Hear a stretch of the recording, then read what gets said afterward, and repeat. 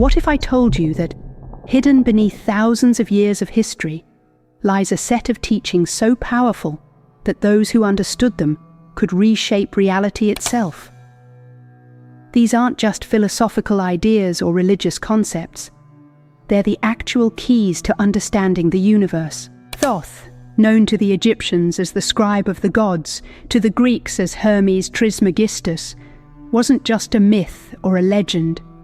He was the keeper of the most profound knowledge ever given to humanity.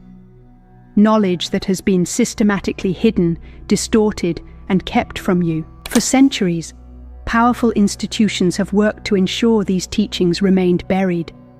Why? Because people who understand these principles cannot be controlled. They see through the illusion. They recognize the truth of their own divine nature. And most dangerously, they can no longer be manipulated by fear. Today, I'm going to share 100 teachings from Thoth that most people will never hear about. These aren't interpretations or theories. They're the actual principles that governed ancient mystery schools and continue to shape reality, whether you're aware of them or not. Once you understand these, you'll never see the world the same way again. The first teaching of Thoth. Reality is not what you think it is. What you perceive as solid matter is actually energy vibrating at specific frequencies. Your physical body, the chair you're sitting on, the device you're watching this on, all of it is mostly empty space, held together by invisible forces. This isn't New Age thinking, it's quantum physics. The second teaching, your consciousness doesn't just observe reality, it creates it. The ancient phrase, as above, so below, as within, so without, wasn't a poetic metaphor. It was Thoth explaining that the external world is a direct reflection of your internal state. Your thoughts, beliefs, and emotions are actually shaping the reality you experience. Third teaching. Time is not linear. Past, present, and future exist simultaneously. What we experience as the passage of time is actually consciousness moving through different states. Thoth taught that with the right training, you could access any point in what you perceive as time, because it all exists right now. The fourth teaching reveals why meditation is so powerful. It's not just about relaxation or focus. When you quiet your mind, you're actually tuning into higher frequencies of consciousness that exist beyond the physical realm. These frequencies contain knowledge that cannot be accessed through your five senses. Teaching number 5. Death is not the end of consciousness, just a transition. Thoth taught that what we call death is simply consciousness withdrawing from the physical body and returning to its source. The soul doesn't die. It continues its journey through multiple dimensions and experiences. The sixth teaching explains the true purpose of the ancient pyramids. They weren't just tombs. They were precision-engineered energy devices designed to amplify consciousness and facilitate interdimensional communication. The specific angles, materials, and locations were chosen to resonate with cosmic frequencies. Seventh teaching, sound creates form. Thoth understood that specific sound frequencies could literally shape matter. This is why ancient chants, mantras, and sacred music were so important. They weren't just rituals, they were technologies for altering the physical world through vibration. The eighth teaching reveals the power of your words. Speech is not just communication, it's energy in motion. When you speak, you're literally sending vibrational patterns into the universe that begin to manifest physically. This is why ancient traditions place such importance on sacred speech and careful use of language. Teaching number 9. Your body is a temple, but not in the way religions have taught you. It's literally a sacred vessel designed to house consciousness. The ancient practice of keeping the body pure wasn't about morality. It was about maintaining an optimal vessel for higher consciousness to operate through. The 10th teaching. The universe doesn't punish or reward, it reflects. Karma isn't some cosmic justice system. It's simply the law of resonance. Whatever frequency you emit through thoughts, words, and actions will be reflected back to you. This isn't punishment, it's physics. Teaching 11. Dreams aren't random. Thoth taught that during sleep, your consciousness travels to other realms and dimensions. What you remember as dreams are actually experiences your soul is having in these other realities. With training, you can maintain awareness during these journeys. The 12th teaching reveals why ancient civilizations were so obsessed with the stars. They weren't just practicing primitive astronomy. They understood that celestial bodies influence consciousness through gravitational and electromagnetic fields. Your mood, energy, and even your decisions are subtly influenced by these cosmic forces. Teaching 13. Your heart is more than a pump. It's an intelligence center. The heart generates the body's most powerful electromagnetic field, and it processes information independently from the brain. Thoth taught that true wisdom comes from thinking with the heart, not just the head. The 14th teaching, crystals are conscious. They don't think like humans do, but they store, transmit, and amplify energetic information. This is why ancient traditions use specific crystals for healing, protection, and expanding awareness.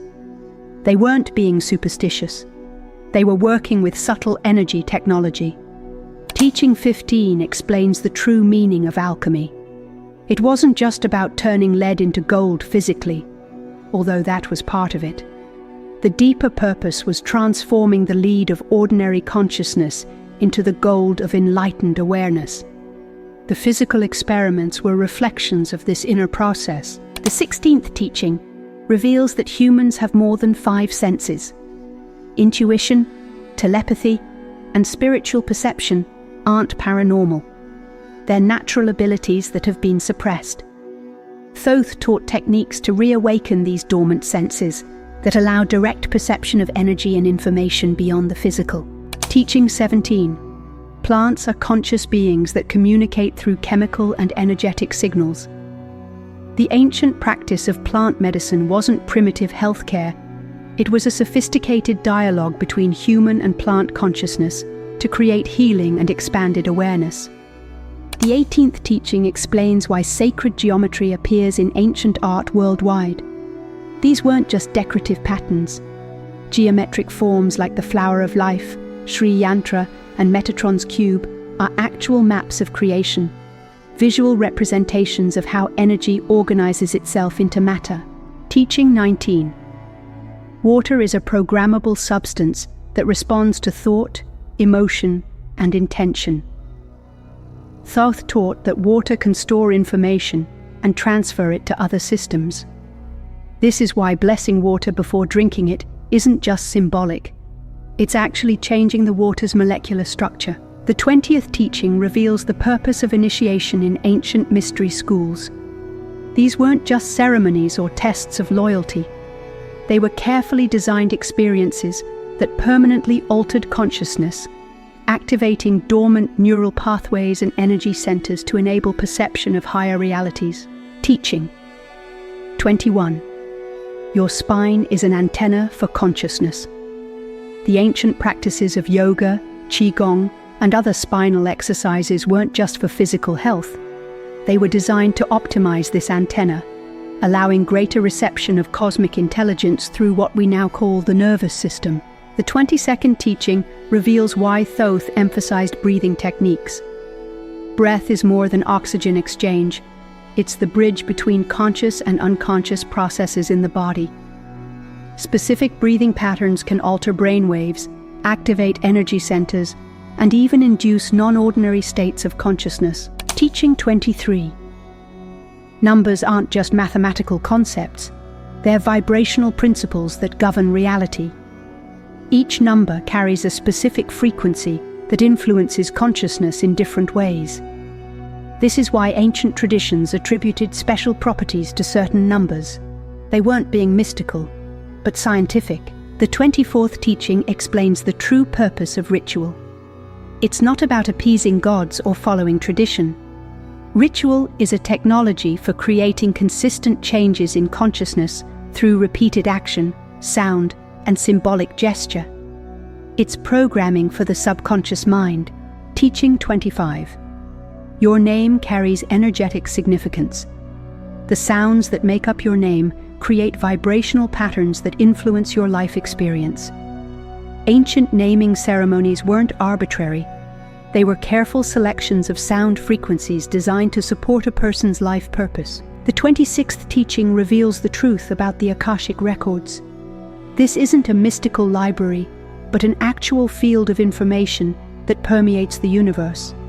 Everything that has ever happened is encoded in this field, and with the right attunement, human consciousness can access it directly. Teaching 27. Emotions aren't just feelings, they're energy in motion. Each emotional state vibrates at a specific frequency that attracts matching experiences.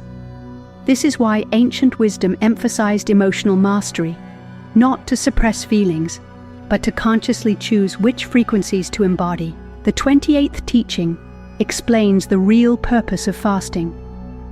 It's not just about physical purification or religious devotion. Reducing food intake for specific periods shifts metabolism and brain chemistry in ways that heighten sensitivity to subtle energies and facilitate expanded states of consciousness. Teaching 29. There are multiple dimensions of reality existing simultaneously with our physical world. These aren't far away.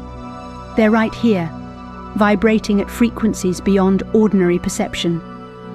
Thoth taught techniques to shift consciousness between these dimensions at will.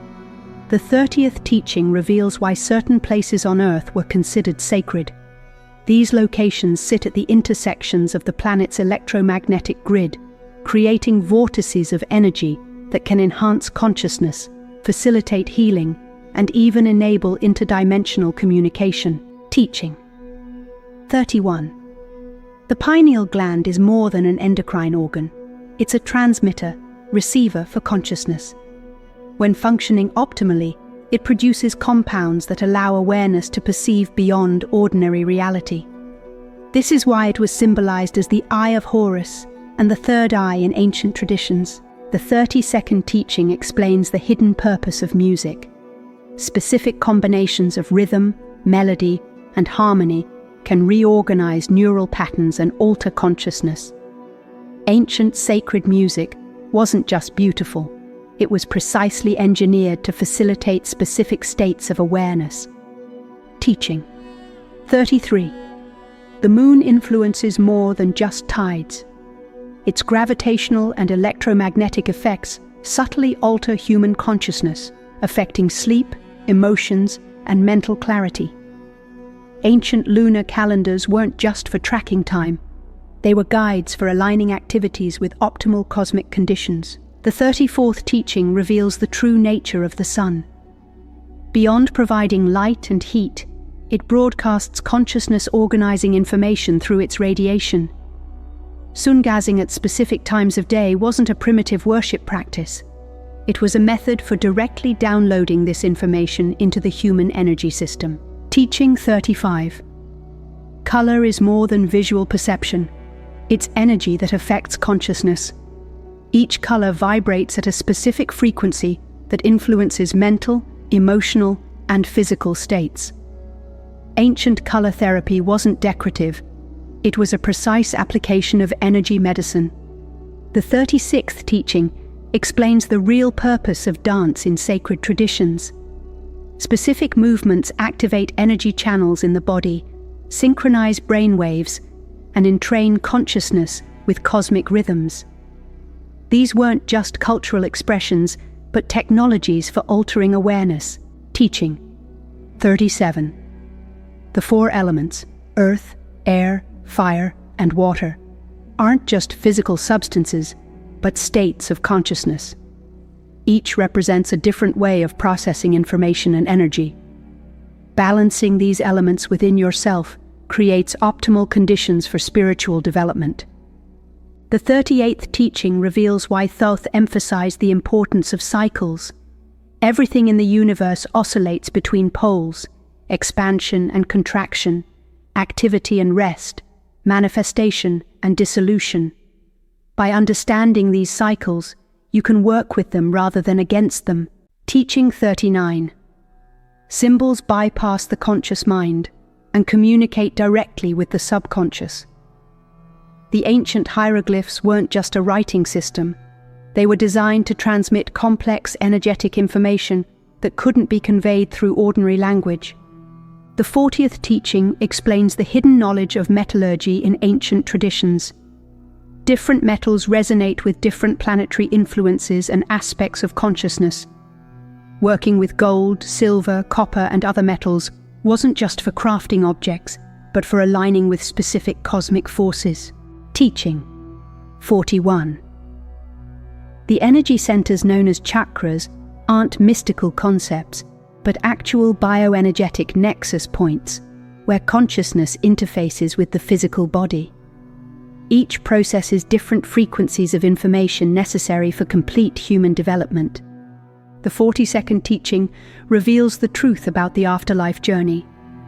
The Egyptian Book of the Dead wasn't a religious text, but a technical manual for navigating consciousness through the transition of death. The described beings and realms are actual dimensional territories the soul encounters. Teaching 43. Dreams can be consciously directed through proper preparation. Thoth taught specific techniques to maintain awareness during sleep and use this state to receive guidance, heal the body, and even visit other dimensions of reality. The 44th teaching explains why breath was considered sacred across ancient traditions. It's not just air, but prana, life force energy that feeds consciousness. Different breathing patterns change how this energy moves through the body, altering perception and awareness. Teaching 45. Sexuality is a powerful spiritual technology when properly understood. The ancient traditions of Tantra weren't about pleasure, but about using sexual energy to fuel consciousness expansion and spiritual awakening through specific practices of energy circulation. The 46th teaching reveals that humans evolved on multiple timelines simultaneously. Our current historical narrative is incomplete, missing crucial chapters of advanced civilizations and non-physical evolution. These lost chapters explain seemingly impossible ancient achievements. Teaching 47. Animals perceive realities invisible to ordinary human awareness. The practice of animal divination wasn't superstition, but a method of accessing these alternative perceptions by aligning human consciousness with specific animal awareness. The 48th teaching explains why ancient cultures built stone circles and standing stones. These weren't just monuments, but technologies for focusing and directing earth energies, creating fields that enhanced consciousness and facilitated connection with non-physical intelligences. Teaching 49. Certain sounds can reorganize matter at the molecular level.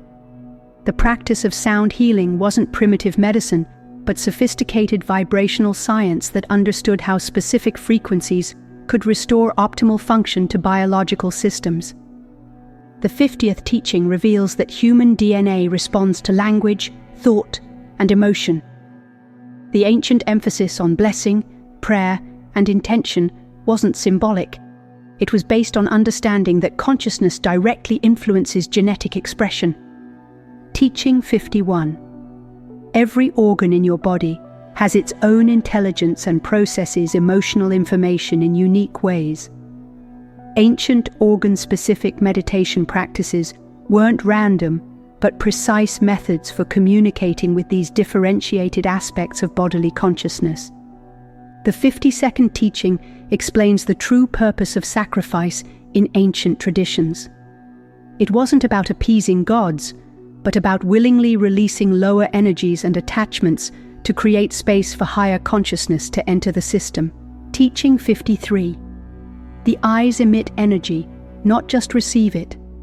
The practice of specific eye movements and gazing techniques in ancient traditions was based on understanding that visual attention directs life force energy that can be used for healing and manifestation.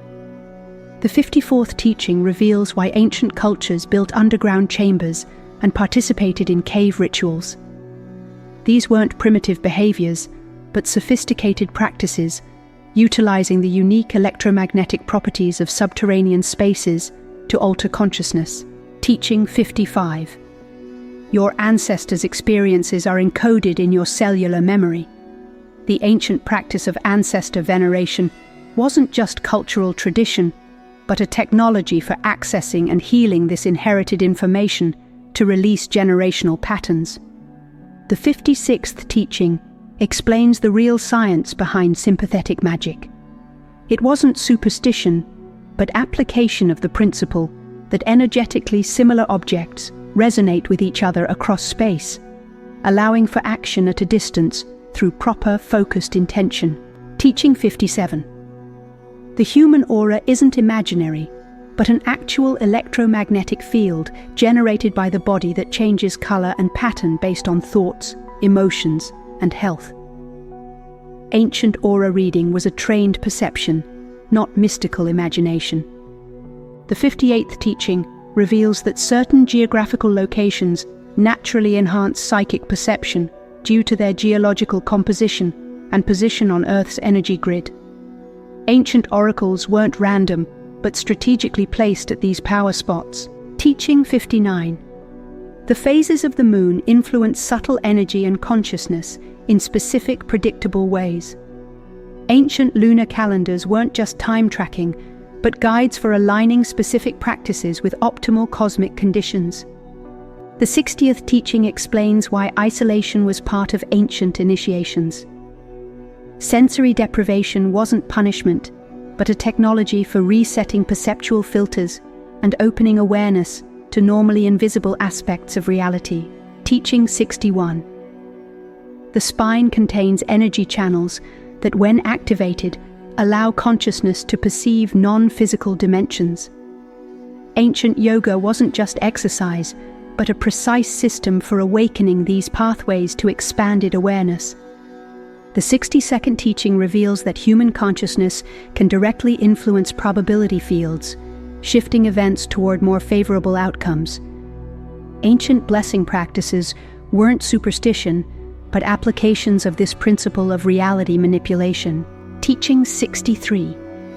Dreams occur in actual metaphysical locations that can be mapped and revisited intentionally. Dream temples in ancient traditions weren't symbolic, but technologies for accessing these consciousness territories for healing and guidance. The 64th teaching explains why incense was used in sacred practices worldwide. Specific scents don't just create atmosphere, but actually alter brainwave patterns and facilitate shifts in consciousness when properly prepared and administered. Teaching 65. The human energy field extends far beyond the physical body and can be projected intentionally to influence other beings and environments. Ancient magical practices weren't fantasy, but applications of this extrasensory capacity. The 66th teaching reveals the true purpose of pilgrimage to sacred sites. These journeys weren't just devotional, but designed to expose consciousness to specific earth energies that catalyze transformation and awakening through geographical proximity. Teaching 67. Human speech creates actual energy forms that persist in the environment.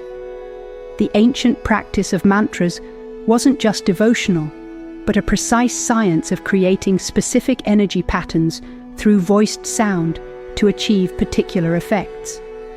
The 68th teaching explains why caves were used for initiation worldwide.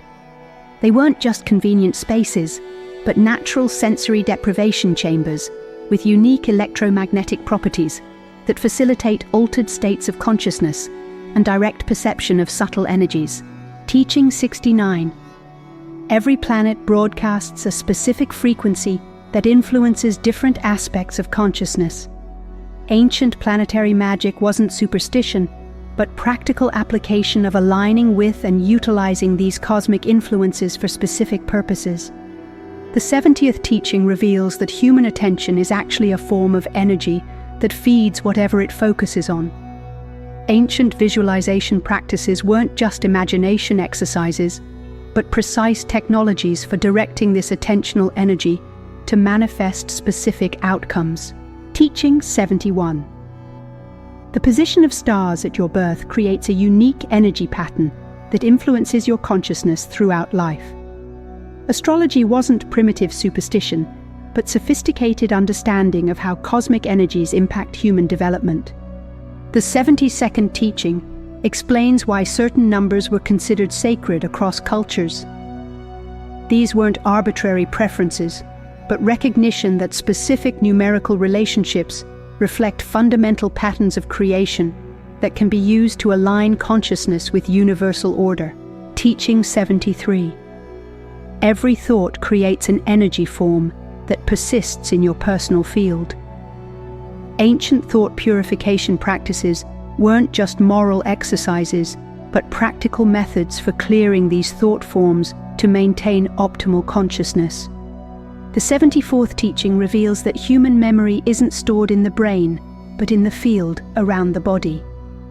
Certain ancient memory techniques weren't just mnemonic tricks, but methods for accessing this field directly to retrieve information with perfect recall. Teaching 75. The nervous system can be consciously reprogrammed through specific practices to perceive realities beyond ordinary awareness. Ancient initiations weren't symbolic, but actual rewiring processes for the human operating system. The 76th teaching explains the true purpose of ceremonial clothing and body adornment. These weren't just decorative or status markers, but technologies for altering the energy field and creating specific states of consciousness through material resonance. Teaching 77. Human consciousness can directly communicate with plants, animals, and minerals through resonant attunement. Ancient nature communion wasn't primitive animism, but sophisticated interspecies communication.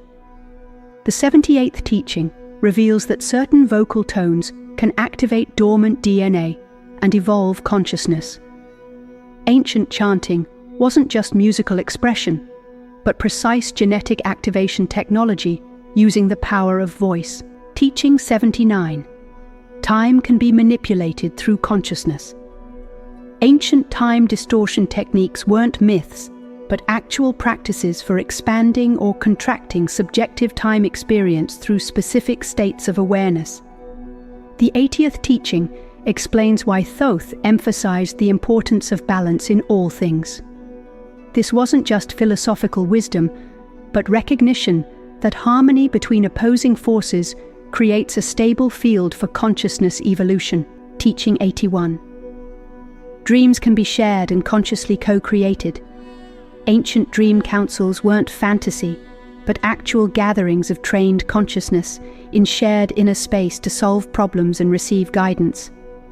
The 82nd teaching reveals that human attention can be projected across vast distances to gather information directly. Remote viewing wasn't a modern discovery, but an ancient practice used by mystery schools for thousands of years. Teaching 83. Consciousness creates reality through focused intention. The principles of manifestation aren't New Age ideas, but ancient understandings of how human awareness interacts with the field of potential to bring possibilities into form. The 84th teaching explains the science behind gratitude practices. These weren't just emotional or moral exercises, but precise methods for creating resonance with desired experiences, pulling them into manifestation through vibrational alignment. Teaching 85. Everything in existence is connected through a field of consciousness. Ancient oneness teachings weren't philosophical concepts, but direct perceptions of the unified nature of reality accessible in specific states of awareness. The 86th teaching reveals why silence was emphasized in mystery traditions. It wasn't just for discipline, but recognition that certain insights can only arise in the absence of mental noise, when awareness can perceive its own nature directly. Teaching 87. The morning hours before sunrise have special properties for consciousness work. Pre-dawn practices weren't just ritual timing, but strategic use of the unique energetic conditions present when night transitions to day. The 88th teaching explains why water was central to purification rituals. It wasn't just symbolic cleansing, but practical use of water's ability to store, transmit, and clear energetic information affecting consciousness. Teaching 89. Consciousness continues to evolve after physical death, with opportunities for growth and service beyond the body. Ancient afterlife teachings weren't myths, but maps of the soul's ongoing journey through multiple dimensions of reality. The 90th teaching reveals that reincarnation is a choice, not an automatic process. Ancient liberation practices weren't religious beliefs, but actual methods for freeing consciousness from the cycle of unconscious rebirth through awakened awareness. Teaching 91. The universe responds to questions by providing answers through synchronicity. Ancient divination wasn't superstition, but practical methods for interpreting these meaningful coincidences as guidance from the intelligent field of reality. The 92nd teaching explains the true purpose of magical tools and talismans.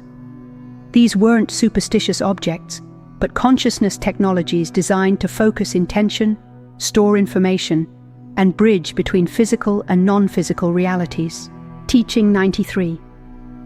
Human consciousness can perceive probable futures and influence which possibility manifests.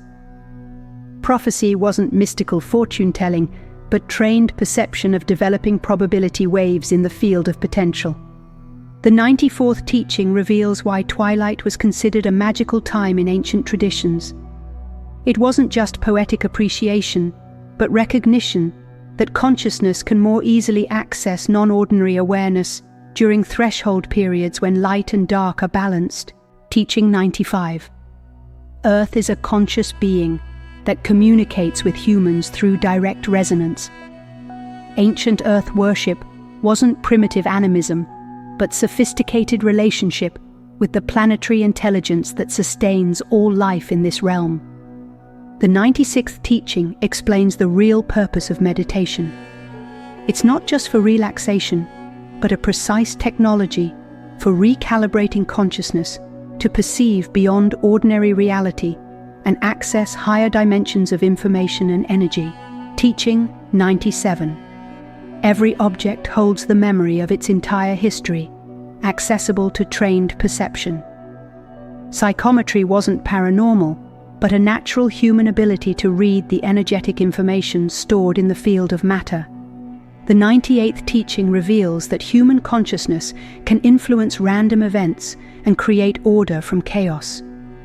Ancient practices of affecting outcomes weren't magical thinking, but practical applications of mind-matter interaction. Teaching 99. The universe is fundamentally made of consciousness, not matter.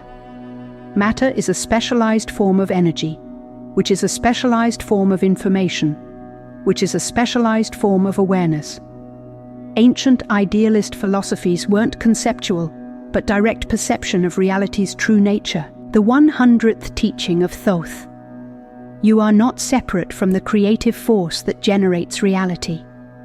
You are that force individualized into human form, with all its powers and potentials available to you when you remember your true nature. This wasn't religious belief, but the central truth revealed in every authentic mystery tradition throughout human history. These teachings aren't fantasy or New Age speculation. They represent the actual operational principles of consciousness and reality that have been known by initiates for thousands of years. Now they're being rediscovered by quantum physics, consciousness research, and cutting-edge science. The question isn't whether these principles are true. The question is, what will you do now that you know them? Will you continue living in the illusion of limitation? Or will you begin exploring the true nature of your own consciousness and its relationship with reality? The choice, as always, is yours. But remember, once you've heard these teachings, you can't unhear them. Something has been awakened that will continue to resonate within you, calling you toward greater remembrance of who you truly are. If this video resonated with you, Let me know by commenting, "I understand," below. And if you're ready to go deeper into these teachings, check out the link in the description for resources that were too powerful to share in this public video.